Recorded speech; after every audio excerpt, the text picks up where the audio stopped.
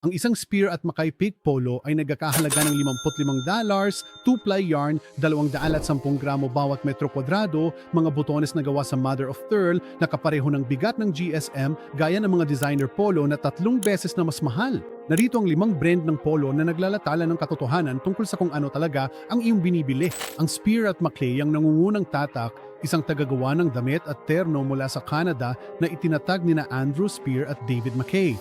Dahil sa direct-to-consumer model at limitadong retail, naging abot-kaya ang presyo nito. Gaya ng kanilang mga suits at kamiseta, mas mahalaga ang kalidad kaysa marketing, kaya detalyado ang bawat pahina ng produkto para masuri ng mamimili ang halaga ng kanilang binabayaran. Ang itaas ay 100% cotton pique na 210 gramo kada metro kwadrado.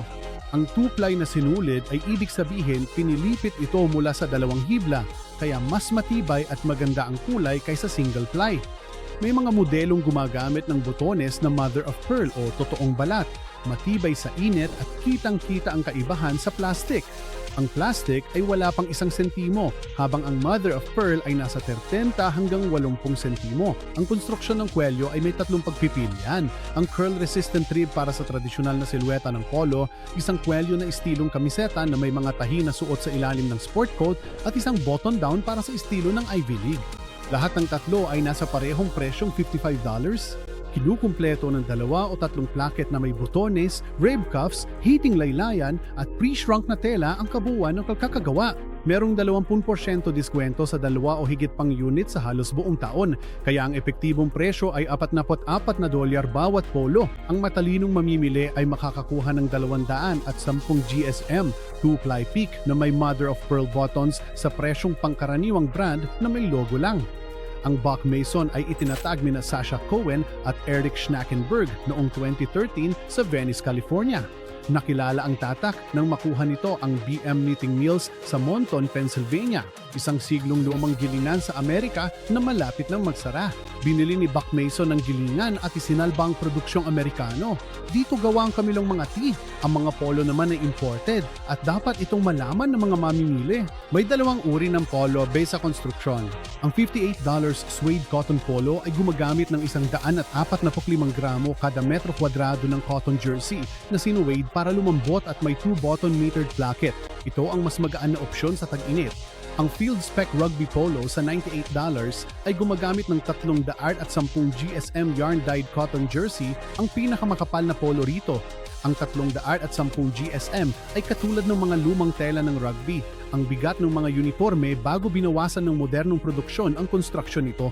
May kasama itong 3 butones na placket na may mga tunay na butones, ribbed cuffs at mga side seam vents. Ang mga katulad na British Heritage Rugby brand ay nagkakahalaga ng $150 hanggang $200 para sa parehong bigat. Ang yarn dyeing ay pagtipina ago ang paghabi, kaya mas matingkad ang kulay, hindi kumukupas kahit labhan at may kakaibang tekstura na tatak ng mga heritage polo. Ang konstruksyong nagkakahalaga ng $98 ay walang katulad sa presyong ito. Bago magpatuloy, may 3 konseptong kailangan ng bawat mamimili ng polo. Una, bigat ng GSM. Ang magaan ay 140 hanggang 160 gramo bawat metro kwadrado, tagaraw lamang at nababawasan sa loob ng 2 panahon. Ang midweight ay 180 hanggang 220 GSM, pang buong taon, matibay at tumatagal ng 5 taon. Ang heavyweight ay 240 hanggang 310 GSM, vintage rugby tier at tumatagal ng ilang dekada. Bihira na ito ngayon dahil mahal ang materyales.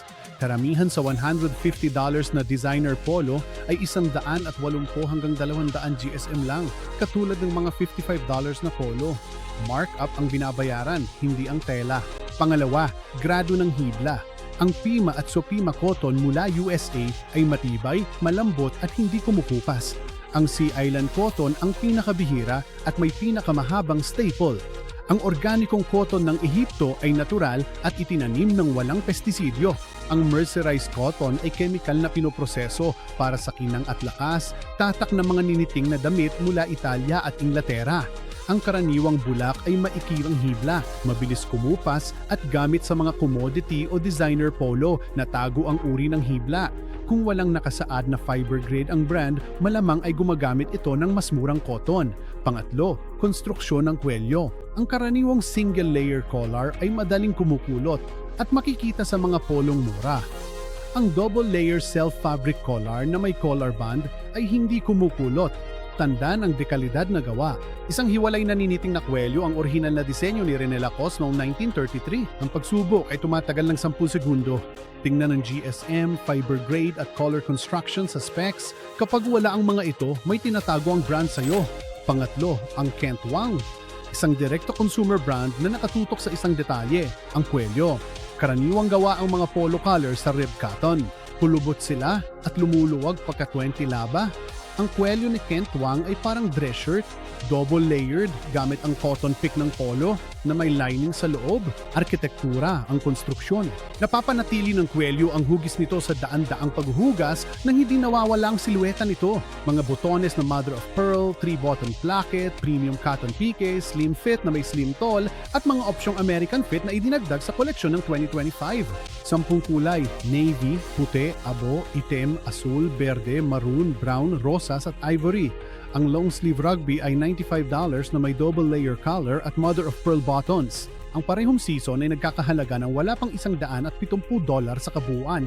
Ang presyo ng isang designer polo na may logo. Ang karaniwang short sleeve polo ay nagkakahalaga ng $75 sa lahat ng kulay. Isang konstruksyon, isang presyo. Ang mamimiling magbabayad ng $75 sa Kent Wang ay makakakuha ng kwelyo na sinisingil ng mga designer polo ng $200. Ang tatak numero 4, ang Asket, isang tatak na Swedish na itinatag noong 2015 nina August Bard Bringelson at Jakob Dwerginski na nakabatay sa isang tahasang misyong laban sa mabilis na pananamit. Walang panapanahong koleksyon, walang sale, walang promotional discount. Isang permanenteng koleksyon. Bawat damit ay dinisenyo ng isang beses at patuloy na ginagawa. Ang Asket Peak Polo ay nakakapagpatakbo ng 210 gramo bawat metro kwadrado ng organic cotton na hinabi sa klasikong peaknet na may French placket at tonal buttons. Ang pangunahing pagkakaiba ay ang pagsisiwalat ng supply chain. Ang bulak ay sinasaka at kinukuha ng Ginza, Gujarat, India.